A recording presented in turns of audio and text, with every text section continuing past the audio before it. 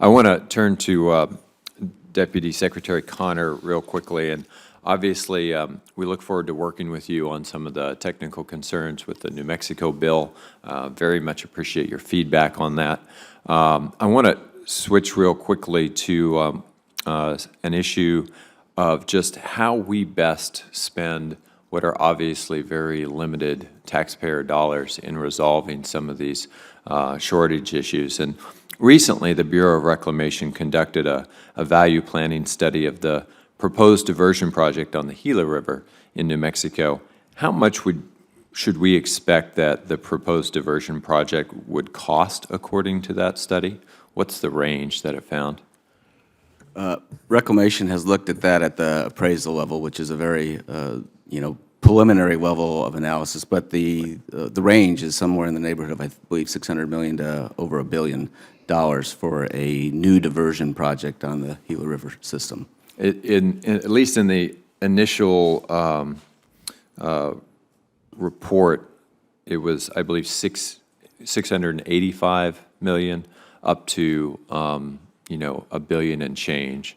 Now, of that, the available federal funds under the settlement would be about $128 million. Is that correct?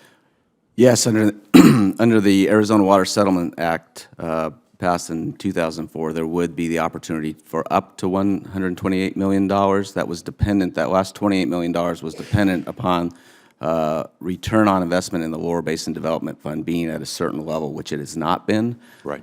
So I think we're looking more at the eligibility being $100 million, okay, as opposed to the 128 figure. So if you take those figures, you take 685 up to $1 billion, you subtract out $100 million, we're still talking about $500 million to almost $900 million in costs that are not covered. Where would the balance of that funding have to come from? Would it be from state and local contributions, or how would that enormous delta be covered?